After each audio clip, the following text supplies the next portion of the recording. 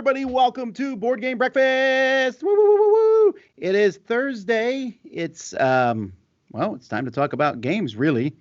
Welcome to the show. I'm Tom Vassell. I'm Z Garcia. Good morning, everybody. Hi. So today, this is kind of cool, and I'm a little excited to talk about this. Our show here is sponsored by Everything Board Games. This is on Kickstarter right now. In fact, you probably want to check the Kickstarter out because it ends at midnight tonight. So there's not a lot of time left. But this is a online magazine, and I definitely have criticized graphic design in the past, but whoever they got for graphic design definitely knows what they're doing here. Looks really cool. And in fact, you can go and see an example of what a magazine might look like, including an article about a man who owns more dice than me, which saddens me. Well, I feel like you can own a lot of dice. Anyway, I'm getting off topic here. So this is a magazine that you can go on and read content, professionally curated. That's one of the things I like about magazines is that they put all this stuff together, see cool advertisements, see the pictures. So we want to thank them for sponsoring the show. And like I said, link in the description. You don't have to take my word on what the magazine looks like. You can just go look at it yourself. All right. Well, we have been playing board game apps this week. You can go, if you missed it yesterday, me and Z played Terraforming Mars against Steve Bonacor with an announcement there. I guess that should have been part of the news. Huh. You know what? Let's get to the news.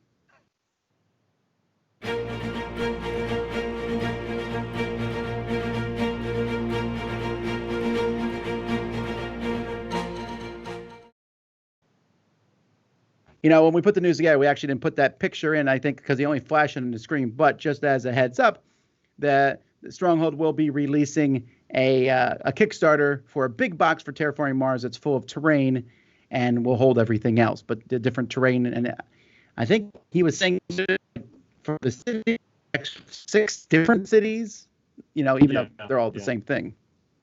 And there's a bunch of different shapes in there that you're gonna get. It also sounds like they might actually have different ones depending on which box you get. You might get 6 different shapes out of a possibility of like 36 or something like, which is pretty neat. Your collection of buildings is going to be different from anyone else's. I'm pretty sure that's what he said. If that's the case, there's definitely be people trading because they're going to try to have one of every city. Yeah. Alrighty. There's not a lot of news today, folks, but a few things. First of all, Imperial Settlers Roll and Write is now available as an app. And happily, I just found this out this morning. I will be able to get a copy of this, and I'll play it this coming Monday. I've never actually played Imperial Settlers Roll and Write. I think Z has. I have, and I have been playing on the app, actually. I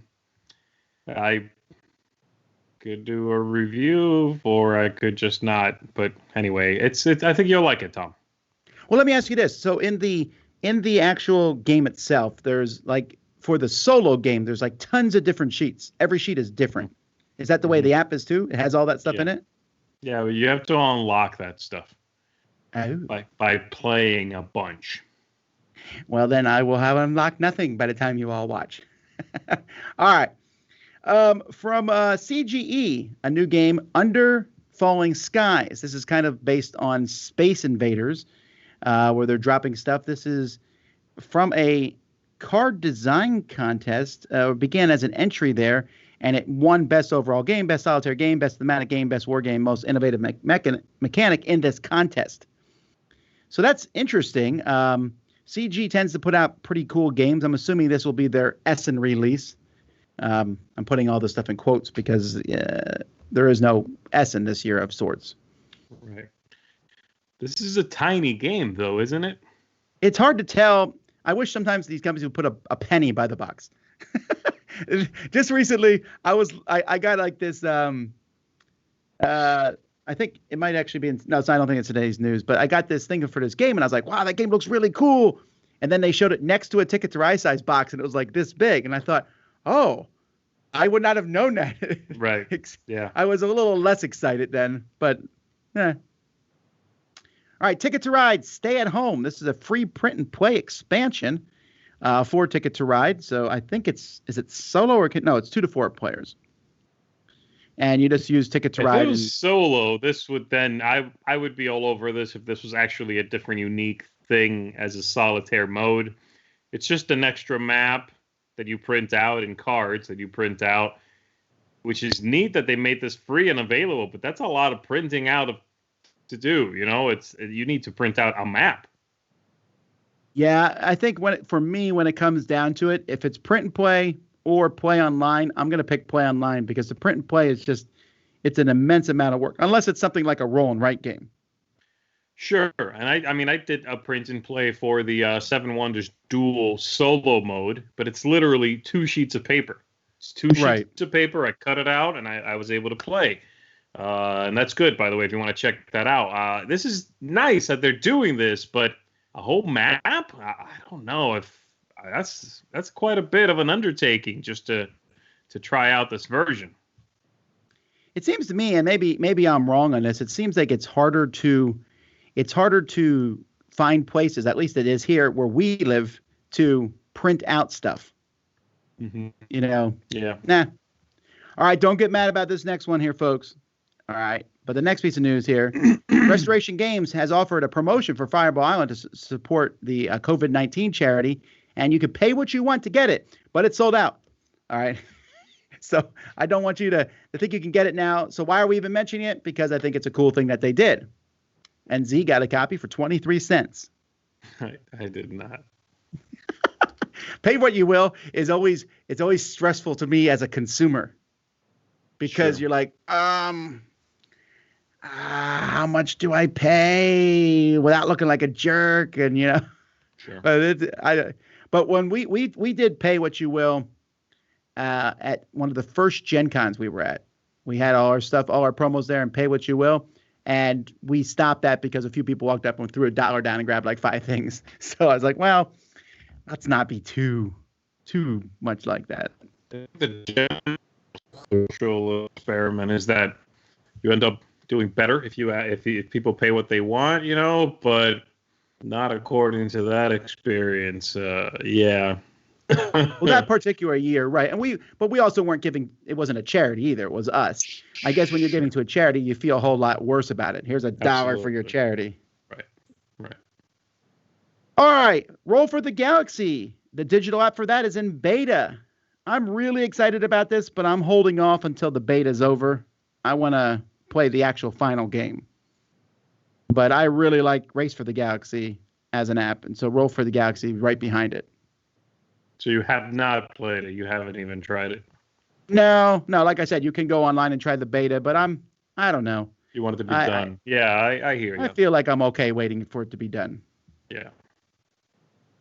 Alrighty, we're talking a little bit about Kickstarter stuff today because Kat wasn't able to get her segment due to circumstances beyond her control. So we're a few Kickstarter things.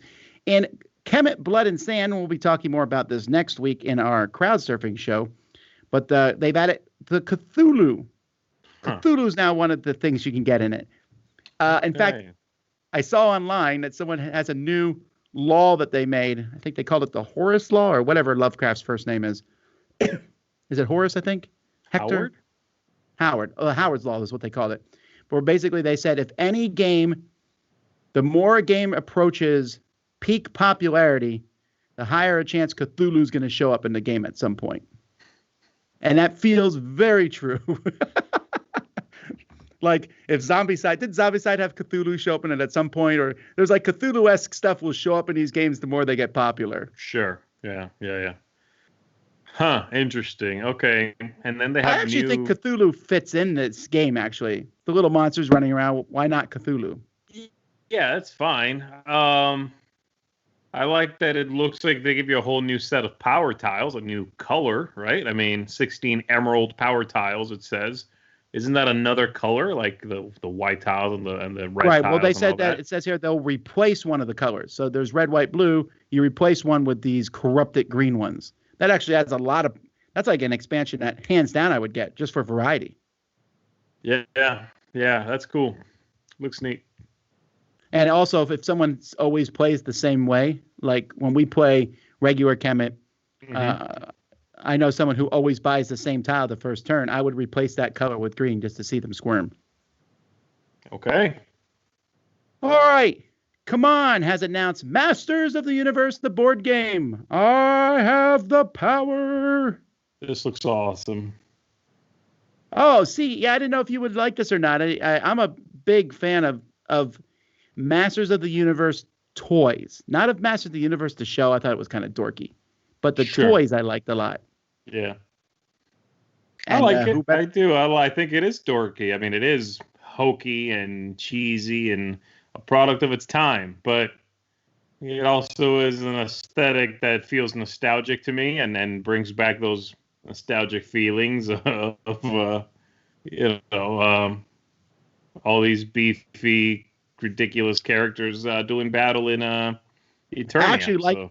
I like the bad guys in Masters of the Universe better than the good guys. Oh, I love the guy who swivels his head around or has the head that goes up in the air, and then there's the lobster claw guy who I still want to know how he eats. It's just if this is a toy, like I said, and this is what company better to make it? And you're right. Doesn't matter how cheesy the property is. When it becomes a board game, I don't care anymore. Right. Yeah, this is interesting. I wonder what this game will be like. I'm curious about that. Do they talk about it here very much or not really? No, the people who made Bloodborne the board game and that Song of Ice and Fire tabletop miniatures, Michael Chanel is working on this one. They're kind of being vague about it, you know, and that's early. Fine. This is early. It's not even coming. It's coming to Kickstarter in 2021, which means we may not see this game till 2023. Sure. Right. So, that's so far away. All right. I know Z's excited about the next game because I'm pretty sure I saw him tweet about it. And that's Whale Riders from Reiner Knizia coming to Kickstarter from Holy Grail. I think you might be confusing me with Mike DeLisio. Oh, really? Well, all right.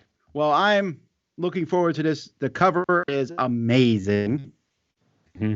In fact, I'm assuming it says in the corner, Vincent Dutrait, his artwork. But, man, that looks cool. The fact that it's from Reiner Knizia has me a little less excited because he's so hit and miss for me. Mm-hmm. But, I don't know. It's a very pretty cover. I don't know. Yeah, I have no idea if I'll like this or not. This is from Grail Games. I like their quality of production, but also, again, their games are hit or miss for me specifically. I'm not sure I feel reassured by the fact that they're coming out with a new design from Reiner Knizia, Whale Riders. Oh, and also Whale Riders, the card game, is coming out at the same time. I don't care about the card game at all for that reason. Whenever you release something as an addendum game, I'm not interested in it because it's almost like you made it for that purpose. Yeah, but it makes me worry about the original game when you feel the need to release another game at the same time so that perceived value goes up. Why do they think the perceived value needs to go up? That's what worries me. Yeah, that's true. So we'll see. I'll check it out. I'm sure I'll be happy to play it. For me, though, Grail Games has a really good track record. Yeah. All right, and finally, huge, giant Kickstarter. Can't ignore it, and that's Nemesis Lockdown, which we just did a live playthrough of on Tuesday. A very exciting game, actually. Had a very nail-biting finish to it, so we'll go back and watch that one. We played on Tabletop Simulator, but so you're not seeing the actual game, but it looks pretty good, I thought. So, yeah. And it's doing slightly well. I think it might be the second biggest Kickstarter of this year so far. I'm not sure. I know obviously Frosthaven's number one, but it's past 4 million, and not too many.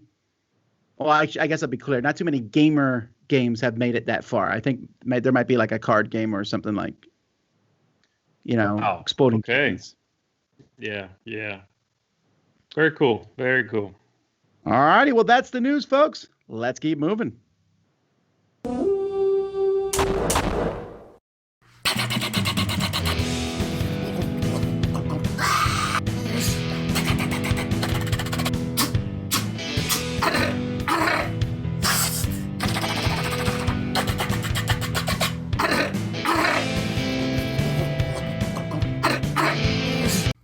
Pa and Nebby sure do get carried away. But when you want more like these guys, Magazine Games will offer you that. Sometimes it's a new game. Sometimes it's an expansion of a whole series. So you see, I like this game a lot. This is Heroes of Normandy, right? So I'm playing through all the scenarios, and I want to get deeper and deeper. And when you buy a magazine game, sometimes you get extra stuff. Like you get extra maps like that. Cece, is this a nice map? That's good. And the same map, even bigger. Do you see it bigger, Cece? That's good. And you know what? For us blind people, even bigger. Look at that map. That's a big map. That's what you get in a magazine game. This is the magazine. This is Lock and Load's House Magazine. And you get all that stuff. I mean, this magazine has like 125 pages. And I forgot to show you. If you're really, really blind, they really go crazy. Like, check this. This is what you get in a magazine game. This over here. That's what you get. So, what do you think about board games, Cece? You're going to want to play a board game? Well, that's good. And if you're like me, one of these guys that is a complete completionist, and you want to really get into the nitty-gritty of the game, well, like I said, I really like Heroes of Normandy and all their expansions, but I want to know more. So they give you more in The Swiftest, Boldest, Fastest, Baddest. I look at the men and machines of Great Britain, Heroes of Normandy, and we go into detail. What kind of detail? Well, we can talk about a certain hero. What does this hero do? A certain tank. What does this tank do? And a certain machine gun. How can you suppress without knowing this? Boy, I really like the Battle of Kursk, but I want more. Sure, Flying Pig Games Yeah magazine talks about the Battle of Kursk and goes in depth. Plus, you get a free game. C3R magazine is GMT's house magazine, and it comes loaded with extra counters, extra scenarios, variations on games, optional rules, and comes out 4 times a year. So if you want to invest in a war game and you don't want to spend much money, get the magazine game. There's articles, people's advice, critiques of other war games, and most war game magazines come with a free game, sometimes 2 games. This is how you can give it a shot.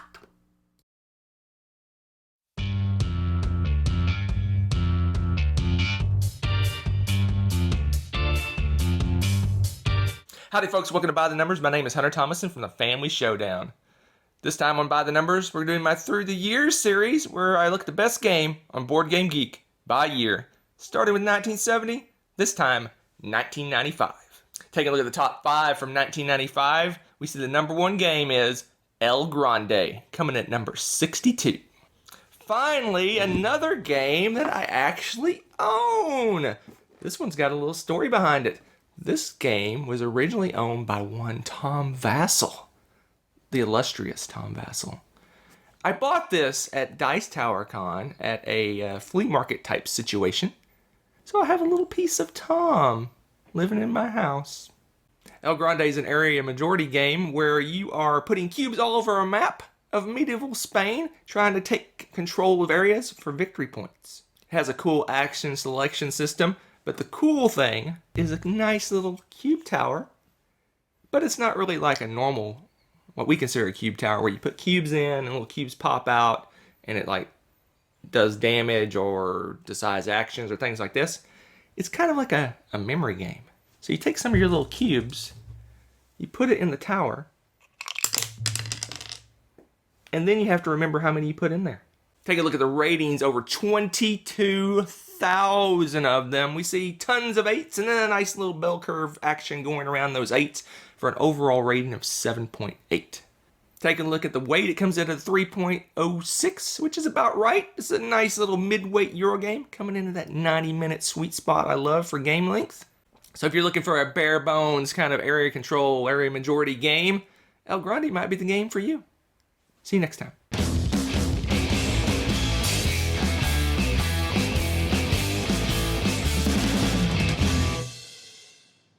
Alrighty, ladies and gentlemen, we're still doing the same game that we've done the last 2 weeks because I'm having so much fun doing it. There's a poll, and the first poll is in chat right now. And that is, you're going to answer this poll, and you'll pick an answer. Now, this time, I'm only letting people answer one time, so This is going to be trickier. And I also tried to pick answers for some of these questions that weren't so obvious. So, for example, I'll get to the first question in a second. But What's I didn't pick scoring. You tell me what the scoring is. I will tell you the scoring. So I changed the scoring a little bit. I'm trying to even this out. I'll get to it eventually to where it's perfect. But for now, there's 6 answers. If Z picks the number 1 answer, the people get 1 point. If Z picks the number 2 answer, he gets 5 points. If he picks the number 3 answer, he gets 2 points. And then if he picks 4, 5, or 6, he gives the people 2, 3, or 4 points. So it's still slightly tilted towards the people points-wise, but at the same time, it's usually pretty easy to eliminate number 6. Hopefully. Okay, got it. All right, so the first question here is, which of these colors would you pick for a player color? Mm-hmm. But I did not put in red, yellow, green, or blue. All right, so the possibilities are pink, purple, orange, black, white, and tan. And remember, people could only vote for one of them. So pink, purple, orange, black, white, and tan. And you want to find the second or third answer. Jeez. Pink, purple, orange. Right, because if I had said red, yellow, blue, green, I think I'm just guessing that red would be first. Okay. This is crazy. These I'm assuming are going to be extremely close, the voting on this. I'll give you a clue that the number 5 and 6 are quite in 5 and 6. It is a close thing between the top 3, though. And there's a drop down to 4, and then 5 and 6 even more so. We currently have 132 votes. The obvious 5 and 6, I don't know what they could be. I really don't. Maybe black and white. I'm not saying it's obvious. I'm saying that they're that far behind. No, I know, but I can't think of why 2 of these would be that far behind. I could see myself picking all of these if my color isn't available, which is yellow. What would you pick of these? I don't care. Orange, probably, because it's closest. And then if orange is not available, then I really don't care. Tan, I'm gonna go with, I don't know, or making maybe a lot of these are their favorite that they know with. I'm going with natural color, like that wood color, tan. I'm assuming that's what you mean, like naked, wood. That's cool. Yes. I like that. That feels, handmade and sort of earthy. So I'm going with that as being maybe the 2 or 3. All right. Locking it in on 145 votes. Number 1 with 30% of the vote was purple. Okay. Number 2, the one you wanted to get, and you should have went with your gut, orange. Okay. Number 3 with 34 votes, black. Number 4, now we drop down to 17 votes, white. Number 5 with only 6 votes, pink. And number 7 with 4 votes, tan. So for our scorer, the people have 4 points. But who cares, because there's still 4 more questions. Okay. I actually thought more people would pick tan myself, so go figure. Yeah. The one that surprised me, though, is like the hatred towards pink. I thought pink was like a color people picked. Like, well, I'm picking pink, Yeah. All right. Which of these is scariest? All right. So people can pick heights, spiders, public speaking, snakes, clowns, or dentists. Heights, spiders, public speaking, snakes, clowns, or dentists. Okay, snakes. Which one of these am I most afraid of? I go with spiders for sure. Yeah. That's me. Public speaking is my least. What am I most afraid of all these, Tom? Do you know? I don't know how you feel about dentists. So I'll say snakes. That's a good pick. Snakes that's not cool. Dentists are a close second, though. I might put just doctors on there in general. Yeah, sure. Okay, let's see. I know people for sure the creepy crawlies are going to make their way to the top, I think. But public speaking is not to be underestimated. I know a lot of people just like have a serious apprehension of that. So that's going to be near the top. Clowns, I don't know. It depends how much of a trendy hipster audience we've got at the moment. Clown seems to be one of those, cool fears. That's that is you're true, part right? of. Like if someone says they're afraid of clowns, you're like, ooh, that's cool. It just seems a little. I'm sure some people really are terrified of clowns. I have a friend who's afraid of clowns, but I don't know. It seems like being part of an in crowd to be clowns. I welcome clowns every chance I get. If I see a clown walk by my house, they're coming in. You know what I mean?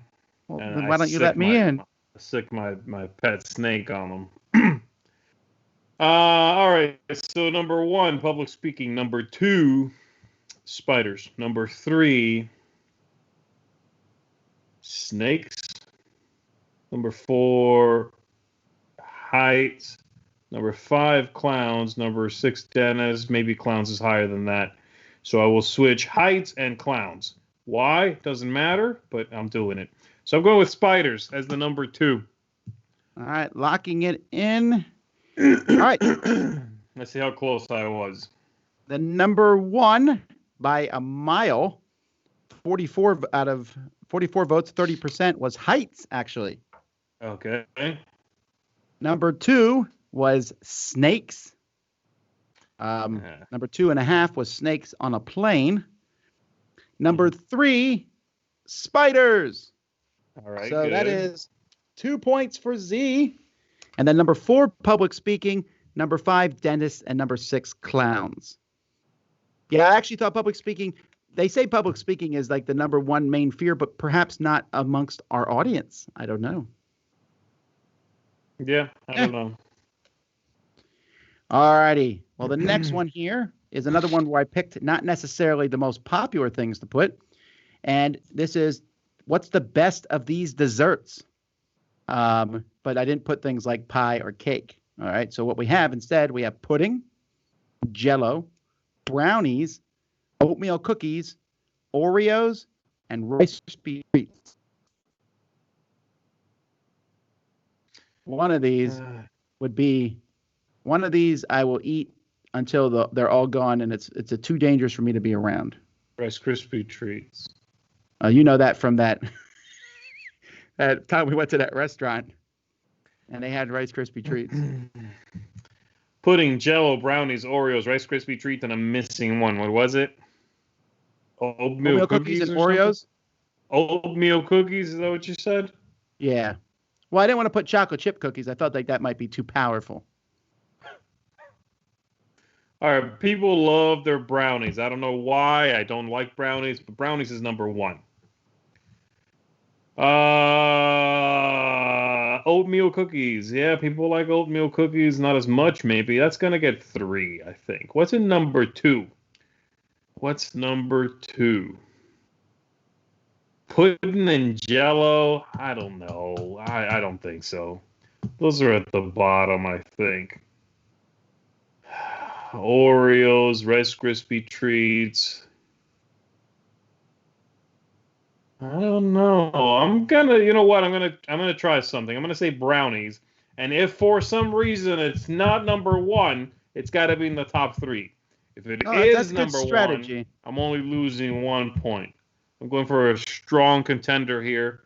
Brownies. I think it's number 1, but it might be beaten out by some delicious Jell-O. Probably not. Well, I'm not going to hold out the tenseness on this. It was number 1 and actually has 56% of the vote. 84 people out of 151 said brownies. Yeah. So, yes, the people got a point, bringing their score to 5. Well, I would have said, let me see, before you tell me here, if I wanted to go with a longer shot. Gosh, it's the cookies or the Oreos, I think. Oatmeal cookies. Let's go with oatmeal cookies. Oatmeal cookies was the number 3 answer with 18 votes. Number 2 was actually pudding. You have underestimated people's opinion of pudding. Then Oreos, then Rice Krispie treats, which are the greatest thing ever, and then Jell-O came in dead last. Yeah, the poor man's pudding.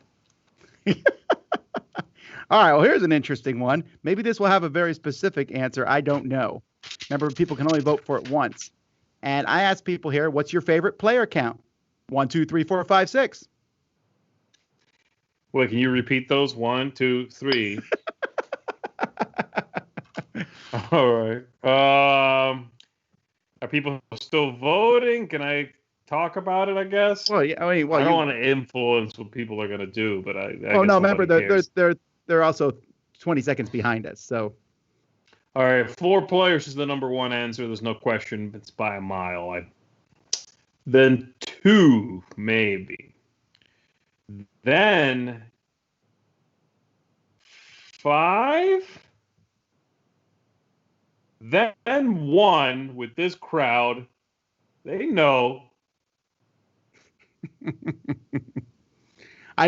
What's interesting to me is I ask these questions and I don't know how people are going to respond, so it's kind of interesting. Then I forgot to put 0 on the list. Someone said. You think 6 is last? Yeah, so I think it's 4 players, 2 players, 5 players, 1 player, 3, and 6 players. So I'm going to go with 2 players. I think 2 players will be the second answer after 4. All right. Well, in last place, number 6 was, number 6.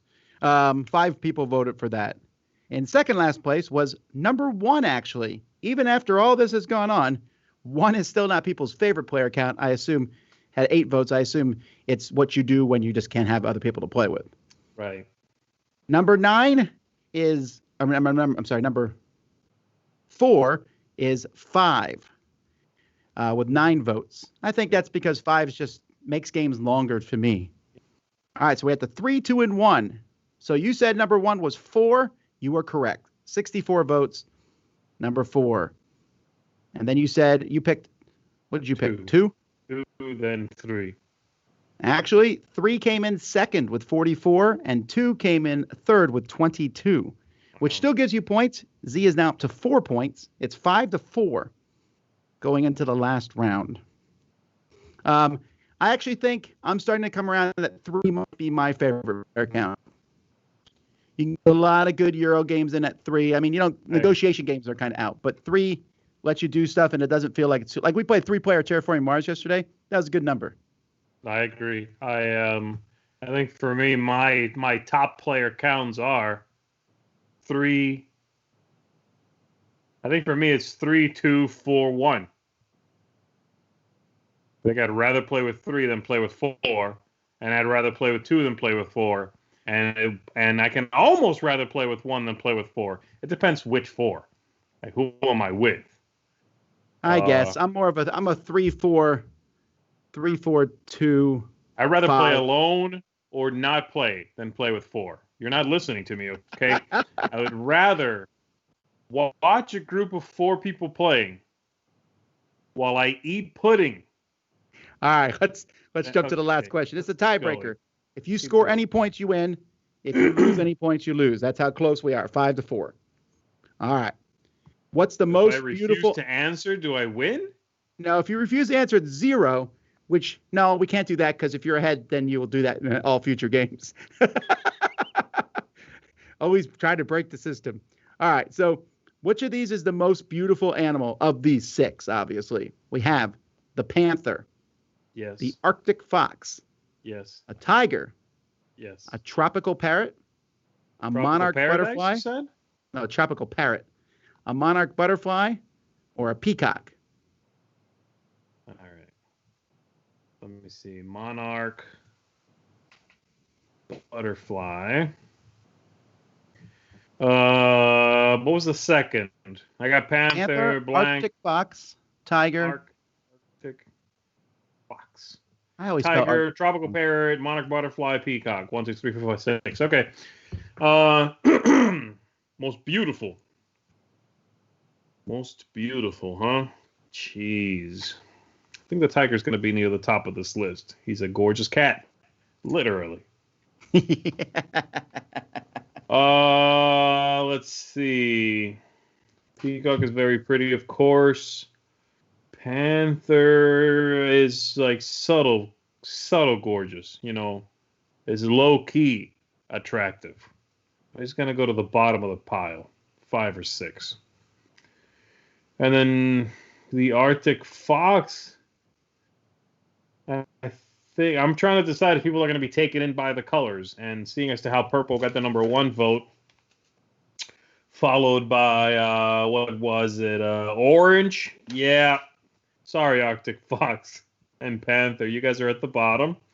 And then I'm going to rank the rest of these just based on colors. So Tropical Parrot, Peacock, Monarch Butterfly. Guess the parrot has more colors than the peacock, right? You think? It depends on what parrot, but Well, it depends on which peacock. Also, if I deplume that thing, I guess I could say the male peacock because the female peacock is remarkably different. Yeah, the male one is the one with the gorgeous feathers. All right, I'm going with that guy has number 2, and Tropical Parrot is going to be 3. Monarch Butterfly is going to be 4 because I'm pretty sure Monarch is hiding monsters under the earth. I don't know which one you're picking now. My pick is obvious, shouldn't it be? I mean, I just said it. Tell me what the ranking is. I said Peacock is number 2. I'm going with Peacock. All righty. Well, number 1, it was very close for a while, but number 1 is Arctic Fox. What? My whole theory is shot. Have you not seen them? Yeah, your theory is shot, actually. Number 2, the one that would have got you the most points was Tiger. And then number 3, this is your last chance, Panther. Oh, Parrot was number 4, Peacock number 5, and the Butterfly dead last. Oh my goodness, that's you terrible. picked Butterfly. So the final score is 8-4. Congratulations, people. Even though you didn't really do anything. Didn't do anything. The bitterness comes out. All righty, let's jump back to some more contributors. All right. Hi, everybody. Hello, we are Ryan and Bethany. From Ryan and Bethany Board Game Reviews. All right, well, today we're going to be talking about the Alpha. This is a new game from the card company, Bicycle. Oh, speaking of Bicycle, I am so grateful to one of you. I don't remember who suggested it, but somebody said when I was talking about being sedentary from working from home that I should get one of those desk bicycle pedal things. And Ryan got me one for Mother's Day. It's been awesome to sit at work and go, well, at home, at work, like, thank you. Like, really, thank you. I'm very happy about that. All right, so the Alpha. This game is everyone take on the role of a pack of wolves. What you're trying to do is compete for the most amount of food. You're taking down game like bison and elk and beavers, stuff like that. But whenever there's more than one dominant group of wolves trying to take down one of these animals, you have a true prisoner's dilemma. So basically you have a choice to either fight for your food or share your food with the other pack, and based off that, you get a certain amount of food. It's a lot of fun. This game is short, it's fast, it's mean, and it's fun, and I love that package. Also, I can play brown.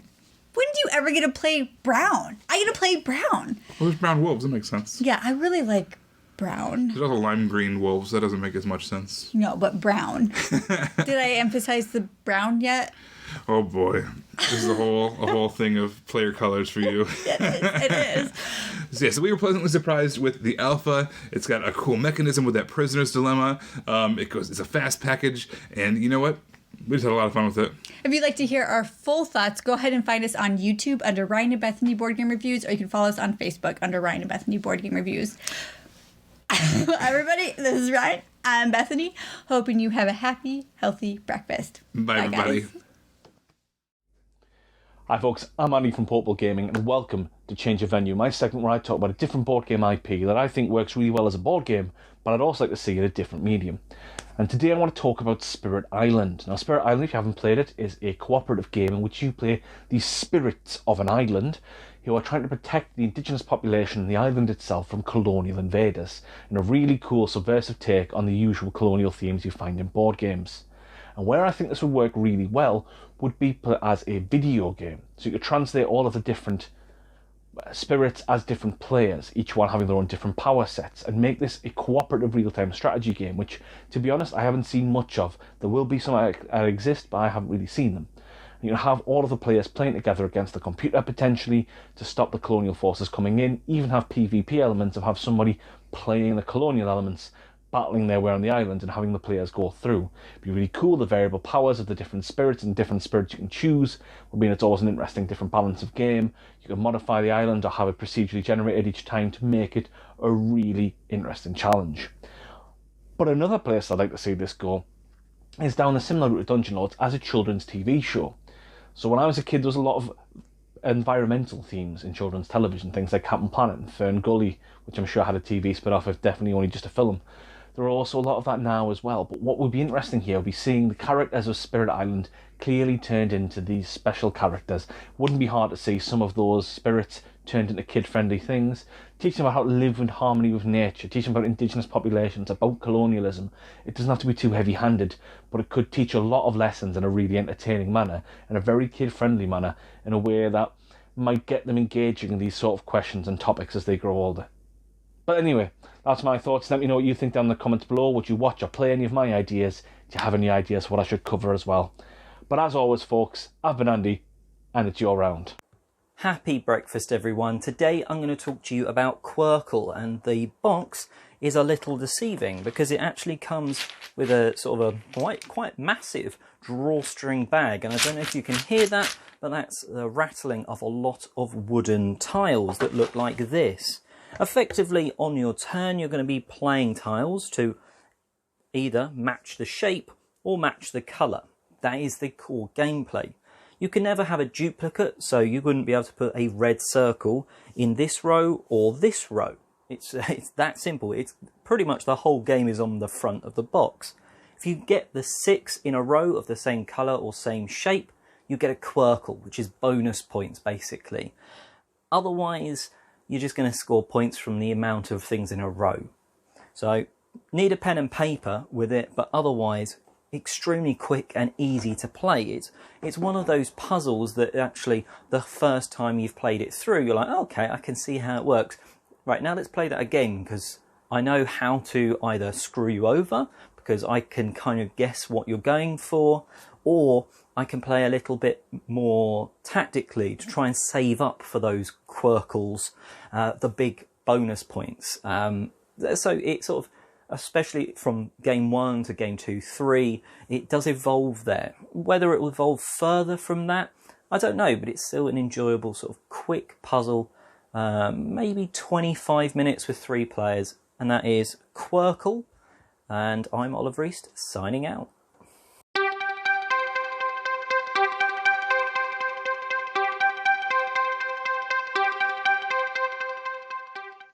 Hello, everybody. Hi. Welcome back to 20 Questions. I've got a board game here in front of me or just off to the side of me. Tom is going to be trying to figure out what that game is with your help in the comments. You are going to have to be the ones posing the questions he is allowed to ask me. He's got 20 questions with these poker chips representing those. And if you get it, you will all win collectively. Oh, great. If you don't have a pen, that's even better. All right, I'm going to shuffle these up because some of them have special abilities or penalties. So let me make sure I get rid of the ones that have special abilities. Okay, great. Those are thrown in the trash. Whenever you are ready, Tom. I just had a pen on me. Oh, there it is. This does not bode well. It does not. All righty, folks. All right, question number 1. Is it bigger than a bread box? Sometimes. Did you say sometimes? Is that really a question you're asking me? No, but come on, people. Give me some good questions here. Sometimes. It depends how big the bread box is. All righty, let's see here. Is it soloable, says Monica. Yes. I will flip the chip.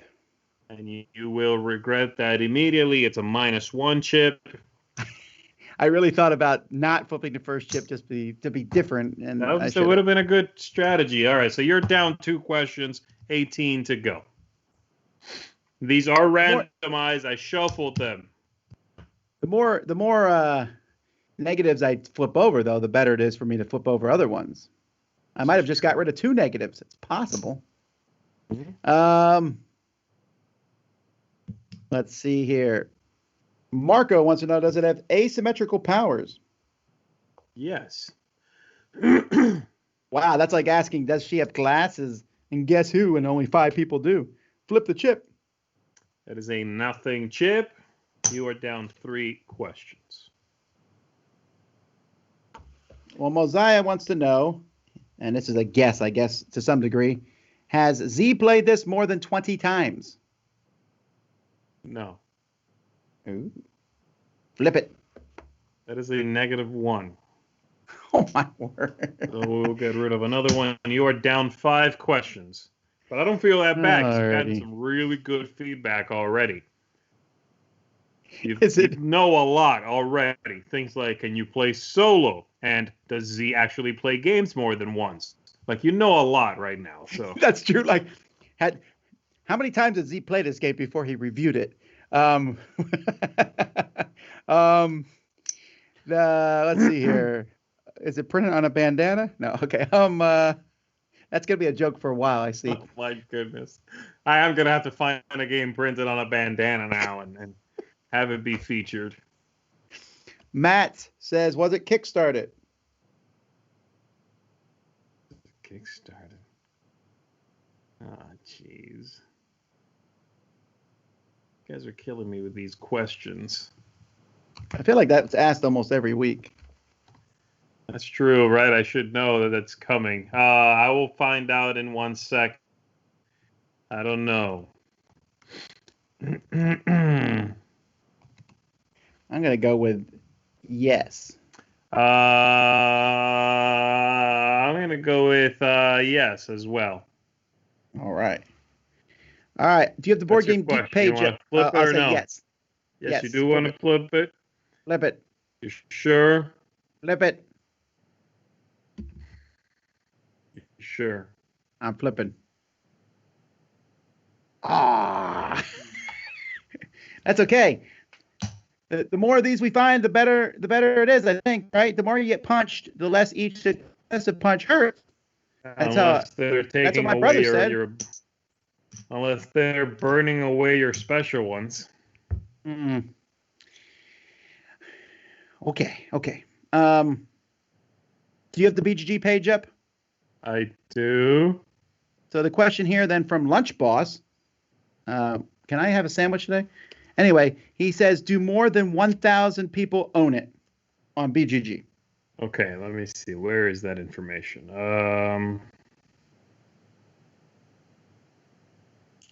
Where is that information? That's a good point. I just opened up a random game, and now I think it's... Okay, so I have to go to like where you search for it, I think. It says number of voters, but I don't know what they mean by... That's not number of owners, but I'll take the number of voters. Have more than 1,000 people talked about this game? No. All right. I'll even tell you what it is. It's in the 400s. Well, that's information. I'll flip it. I'd like to flip this chip. I'm flipping this chip. Flip that chip. Flip that. It's nothing. That's the new name of this game. Flip that chip. That's good, actually. 6, 8. You're down 8. You have 12 left. Now, new rule. One of these is the demon chip. And if you flip that one, I switch the game halfway through. I'm kidding. I'm joking. I'm not sure, because that would be a good trick. All right. All right. Remember, folks, I'm asking the questions you asked, so don't get upset at me here. All right. So Chad wants to know, chip. Is brown a player color? Come on, cat. How am I supposed to remember this stuff? Well, just grab the game and look inside. No,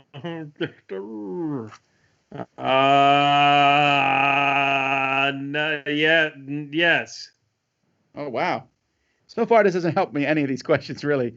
All You want right. to flip that chip? Tell me you want to flip that chip. Flip the chip. Nothing. All righty. You're down 9 questions. You have 11 left and little clue as to what you should be going for. You started off so strong. Let's see here. Right, let me look. That's a good question. I'm asking fun questions like that. Okay, go Is ahead. there a C in the game? But I'm not talking about the letter C. I'm talking about like a C-S-E-A, a C. Like the name of a C in the title? No. Like, is there a C in the game somewhere? I don't know. I'm asking the questions I've been given. In the name of the game? No, not in the name of the game. Like, in the game, is there a sea, an ocean? Yes. All right. I thought that's a pretty decent question. That was I'll good. flip it. You flip it, it's nothing. That was. I should have started with ocean. That would have made more sense. The whole I'm sea like, thing throws you off. Like, Is the word abracadabra? very confused.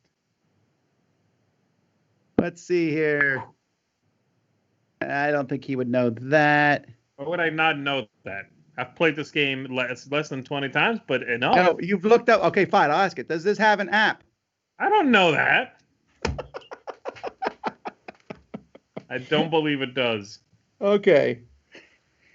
Fine. You actually won that flip the question? chip? Yes, I need to flip the chip. We need. Yes, give us a letter. It's going to be E. Doesn't matter. Why is it going to be E? I don't know. It's going to be a vowel. I mean, I want can one of those make it chips. E. I can force it to be E. I want one of those chips to be consonant only. Okay, we can talk about special chip powers later on. That's a stretch goal. Give me a stretch goal. Give me a stretch goal. A. All right, Tom, I have a question for you. We were just talking about Nemesis. And Nemesis, I don't know if you know this, it's the highest ranked Awakened Realms game on Board Game Geek. Like 31, quite high. What is the second highest ranked game from Awakened Realms that are Realms associated? Oh, that's you a good answer question. that correctly, I'll give you another letter. Might even Well, they have be a lot an of E this games, time. but see, I don't know if you're including. They picked up a couple games. I don't think those games would be very high anyway. So it's probably. It's either going to be. It would include anything they've picked up, everything that they're associated with. I think that Lords of Hellas is very popular, but I don't think it moved up that high in the ratings. So I'm going to go with the newest one because I really think it got a lot of positive buzz on a like reviewed scale, and I'll go with Tainted Grail. Tainted Grail is not correct. Their second highest ranked product is This War of Mine. Oh, that's their first product too.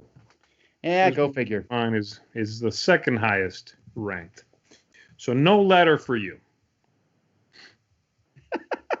No letter for you. All right. You have, let me see, how many questions have you wasted? And yes, I mean wasted. 11. Okay. That seemed You're awfully down to 9. All righty. Where am I at here? Down to 9. And let's see. Questions here from people. Does it have custom dice, says Elliot? Custom dice. As in, they're not normal dice. They're dice with different sides. Funky stuff.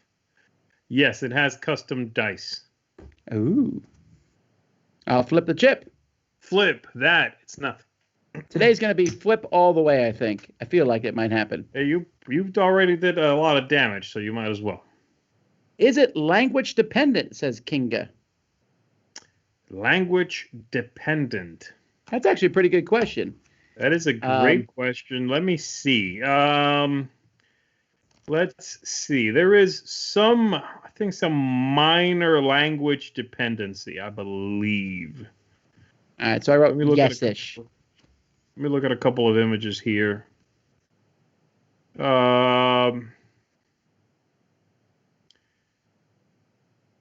Yeah, it's almost language independent. All right. But you need to be able to read some special powers, I believe. Okay. All right, let's flip it. Well, it's true. There is Flip a that special chip. power. It's Give 5. me a letter. That means with this 5 now, you get 5 free choices of letter. And if any of them, the first one you say that is part of the title, you get that letter. That's what the 5 stands for. That's what it's always stood for, and I did not just make up that rule right now. All right, here we go. Are you ready? Yeah.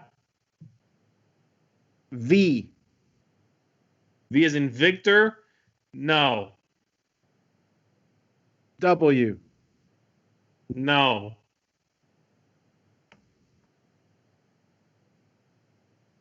P. Yes, there's a P. Or All right. P's.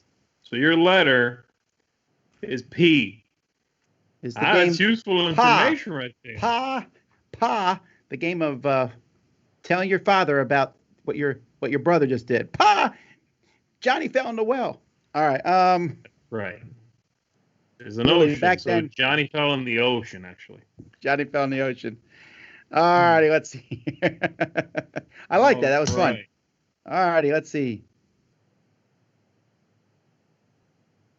Okay, Jordan wants to know, is the winner determined by number of points?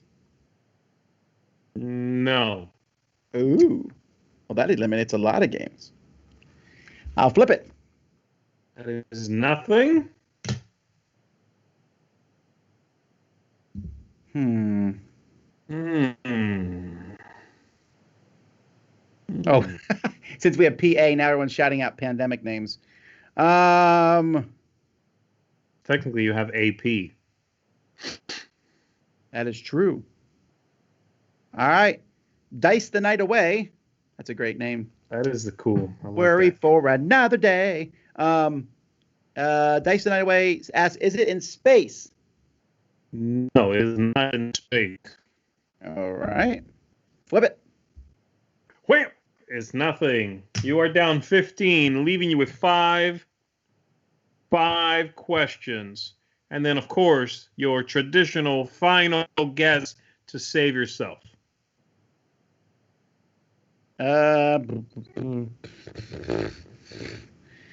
That's interesting. No. Alrighty. Good questions. I'm looking at the Is it questions. Arctic list, Fox man. There's so placement? many good- Is this like the most in-group questions? All right. Fine, I'll ask Matthew's question. Does this game, in your opinion, lead to AP? That's what you're going with? Oh, these No, are great questions. I'm here. not asking that one. I like the C. Oh yeah, someone said there's a C. How could it be in space? You're right. Alrighty. O'Connor wants to know: is it longer than an hour?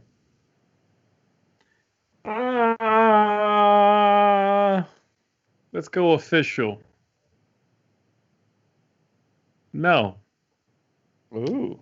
Officially speaking, based on the cover, no. Sure. All right. Flip it. It's nothing. How You many are chips are down to left? Four? 4 questions, possibly the 4 most important questions you'll ever ask in your life. People are yelling at some of the people who ask these questions now. I'm just picking what I'm being asked.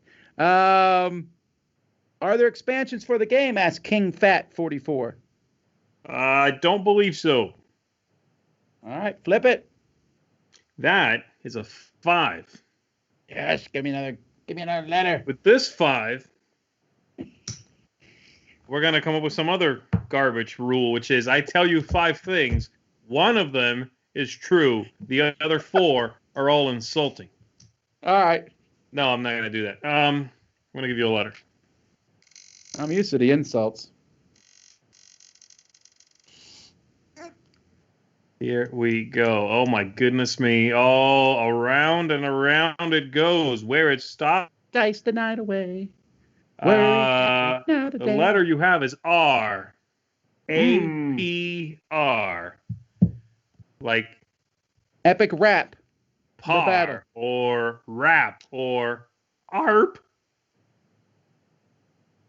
All right, you have 3 left. All right. Dave says, has Tom played this game that you know of? Why would I know that? Let me find out if you have it. If you've rated If I played it, I probably reviewed it. You have not rated it, Tom. So I don't think so. All right. Ooh, I've reviewed it. All right. Flip the chip. Wait, what's going on? It was like this. Nothing. How many chips are left? 2? 2. That's it, folks. I'm done asking questions. We are now going to ask. We're now going to ask games only. Okay, games only, huh? Interesting. We got 3 guesses here. You do. Technically, you do. All righty, we'll try this one first. I think this meets all the categories. Oh, maybe not expansion. What do you got? Soloable, asymmetrical. So we'll just go through everything again. It's solo, asymmetrical. You can play it solo. It's asymmetrical. Oh, okay. It's. I don't think I said asymmetrical. I think I said player powers, but. Oh, sorry. I wrote asymmetrical down. You're right. Player powers. Z has not played it 20 or more times. It was on Kickstarter. Around 400 people have rated it on BGG. Brown is a player color. There's a C in it, SEA. There's not an app for it. It does have custom dice. It is kind of language. It's mostly language independent. Yes. The number of points does not determine the winner. That one should eliminate a lot of games. It's not in space. It's not more than an hour. It doesn't have expansions. I have not played it that we know of, and it has the letters PAR in it. Even though they're written in that order, not everything has to be that way. People always do that. But I am going to ask this game here because I haven't played it, and therefore it might fit in this category. Go ahead. So we'll say trekking the national parks. Ooh, it's not it. And this is nothing, this chip. You are down to this guess and then your soul-saving guess. This is the most important question you have ever asked. Yes, then will you marry me? I was about to ask you that question. Now you've spoiled it. You're already taken, okay? I couldn't do that to her. All right, fine. Go ahead. Trekking to national parks was a good guess. Fantastic. I felt like it met most of those questions. I agree with that. I think you're not that far off of being on the right track, but you're still not going to get it, and I'm still going to, belly laugh. All right, I'm going to say this one, although I think it fails one of the categories, because I think Z would have known this one was Kickstarted without having to look it up. So I'll say it, though. Maybe I was being sneaky. That's true. All right, we'll just say it. Parks. Not trekking to national parks. Parks. No, it's not parks. Oh, hey, I need to see the chip. What are you doing? The chip. The last one is a -1, actually. It's the last -1. So I took out 2 of the red chips with the negative chips. Did really early on. Yeah, like you had or was it like this first one took out 1, and then there was another one that took out 1. Yeah, you burned 2 away early on. Alrighty. Okay. I actually have played Parks, folks, but it's just recently, so I don't even know if I've rated it on Board Game Geek. I would give it a 7, incidentally. Yeah, Parks is neat. All right. All right. It can't be Port Royale because I played that for sure, and Z knows that. I'm pretty sure I played it with him. Also, you win with points in that game. Actually, I think you win with points in parks too. I shouldn't have said parks because you win with points in that one too. You win with points in most games. Yeah, there's one specific kind of game, for the most part, two kinds of games, in which you win without points. There's race games and player elimination, but Z would not put a player elimination game. And cooperative games. Well, yeah, there's that too. I mean, how many player elimination games are there? You know what I mean? Any game that's soloable and you don't win with victory points is probably a co-op game. Come on, you big nerd. Get this. I'm counting on you.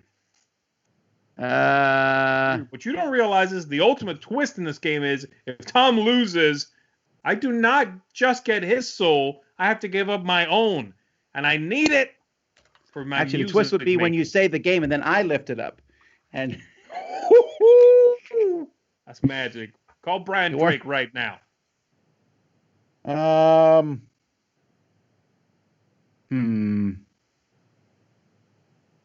That's not right. You have one final guess. How can you? I guess I'm just gonna throw this one out there.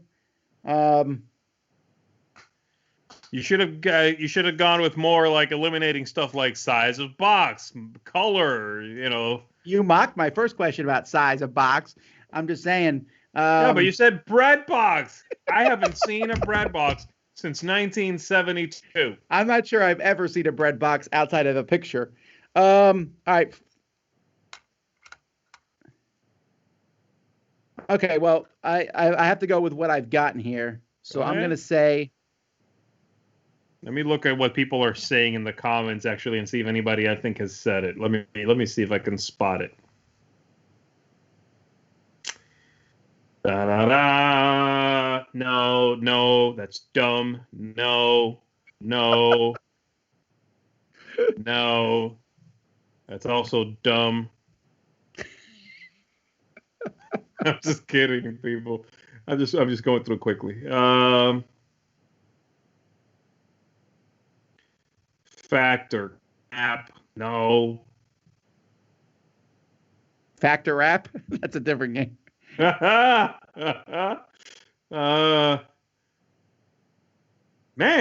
I'm not seeing anybody saying it, to be honest, Tom. I don't think anybody said it. Well, then I'm just going to guess what I would have guessed from these answers, and that would be Pandemic the Cure. Interesting.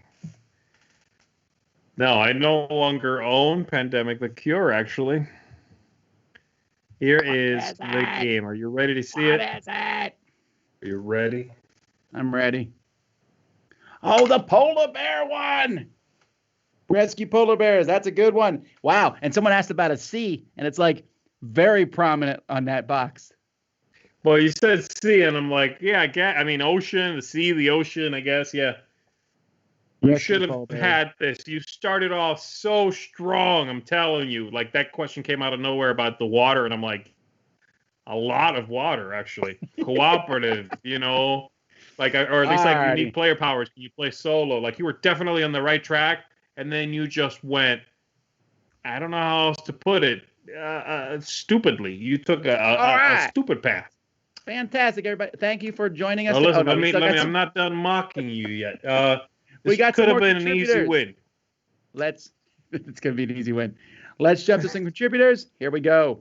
All right. This is a section of the show where we take an IP-related game and we see if it fits the mechanics of the game. Today we're going to look at Welcome Back Kotter, the card game. Let me show you how it plays, and I'll come back and tell you if the IP works or not with the mechanisms. Game is very easy to play. Take the top card of the deck, and that will be worth 2. So all the Epstein cards played this round will be worth double the points. Everybody's going to have 3 cards in their hand. On a play a turn is very easy. You basically draw a card, play a card. So in this case, I could put another Sweat Hog down, and you can have one of each of the Sweat Hogs could possibly be down. Or if you had played another card, you could place it on top of a string that's already there. If Cotter catches you in the hallway, he can discard this. He would take all the Epstein cards, and they would go into my scoring pile, which nobody can take from me. In the same scenario, if you had the 1 Epstein cards down and somebody had played a block where school is out, Carter cannot score those points until another Epstein card is played. Once another Epstein card is played, then I can play my Cotter card again on my turn and take the cards. Once the deck runs out of cards, everybody continues to play the cards in their hands, and then you do scoring at the end of the round. If somebody gets to 100 points, the game ends. If not, continue to play the game through rounds until somebody scores 100 points. This is really just a small card game. It never makes you feel like you're in the Welcome Back Cotter universe. They just slapped some pictures of the main characters on the cards, and you play this little card game. It's about all you can expect from a card game, though, right? So you never feel like you're a sweat hog, or you're not playing any of the sweat hogs. Cotter shows up. Maybe they're in the hallway, and that's what you're doing. Why are you scoring points? School's blocked, so Cotter can't catch them. Maybe they're not in the hallways. I don't know. Made all that up myself. The IP is a complete failure with the mechanisms that are provided. I love Welcome Back Cotter. I'm probably going to keep this game, but I can't recommend it if you want immersion into the IP, and that's what we do here. So this will be a complete failure and a purge based on this criteria.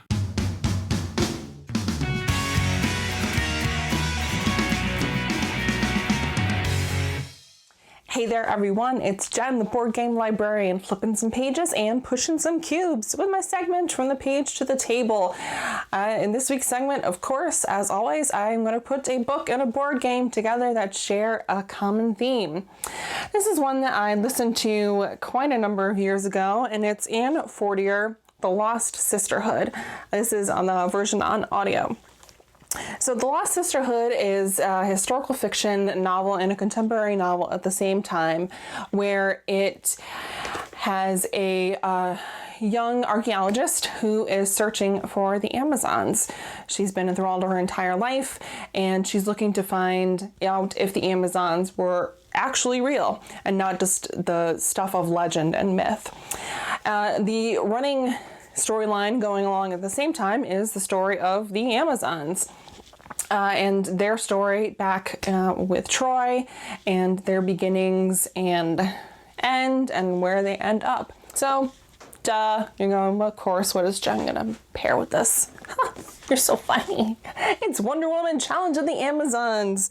Ravensburger, good old Prospero Hall, who can do no wrong, 2 to 5 players, ages 10 and up, 45 to 60 minutes. A cooperative programming game of sorts where you are looking to defeat either one of 3 different villains, Cheetah, Cersei, or Ares.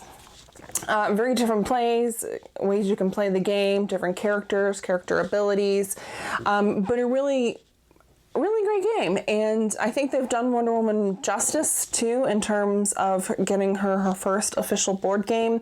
The production value is really great on this, and we've had a fun time playing it. I'm a satisfied Wonder Woman fan with this board game. I'll see you next time. Happy breakfast.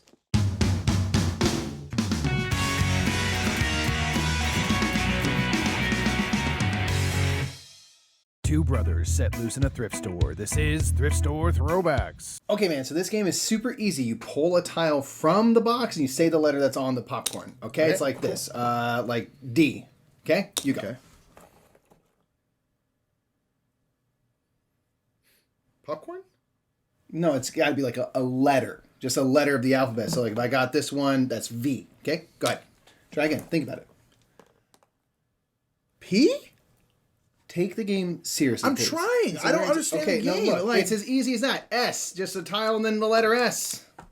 What are you P? Just pull the thing and say the letter. It's easy. It's easy. It's easy. Simple. Look at it. Look at it. This is not easy, dude. Look. Oh. Yeah. It's easy, man. Look, it's just. He's a David. He's a David. So that was Pop for Letters game. This is like a teaching tool game. It is. Yes, but this was one that is aimed for such young children that we got confused and couldn't figure out how to play it. Like, literally, that's the rules. Pick a thing, say the letter. If you get it correctly, you get to keep it. If you pull a pop, you have to put all your stuff back. And it's like, most kid games that we play, we can still play. This one was like, literally, like, we literally can't play this game. No. So but if you have magic trick instead, who are trying to learn their letters, this is probably great. Honestly, it's probably a great little thing. You can reward them with popcorn or whatever like that. Probably great for that matter. For us, even for us, and what silly little bing bongs we are, this is probably a little too light. We probably should not be eating popcorn out of a very old thrift store box, huh? We're already in that, dude. Well. We're already in it. Anyway, if you want to see any more shenanigans like that, you can join us at YouTube. Shenanigans, apparently. You can visit our YouTube page, The Brothers Murph. Just search it and then find us, and we'll be doing silly things. And then you can also check us out on the one of the newest Dice Tower Network podcasts, This Game is Broken. Indeed, if you like This Game is Broken, we do a every other week show on our Twitch channel, twitch.tv/TheBrothersMurph. We do This Game is Broken live, where you all get to play at home, on your phones, on your computers, live rankings and everything. So make sure to check us out over there and be there for that. Until next time, we'll see you in the popcorn and nuts aisle at the grocery store. They all have those two things. Yeah, that's it. On the same aisle, no matter where you go.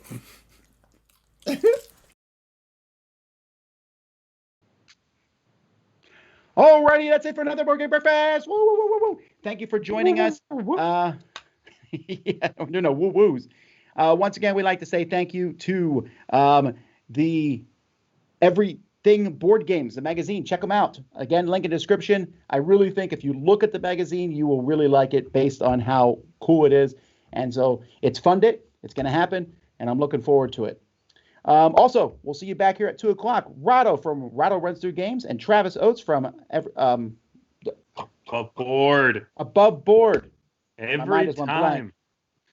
Are joining us, and we're going to take a look back at 2019. It's now 6 months ago, so maybe we can take a look at it. We're just going to sit there and jaw, and I'm sure there will be no arguing at all. All righty. Well, until next time, I'm Tom Vassell. I'm Z Garcia. Thank you. Have fun gaming.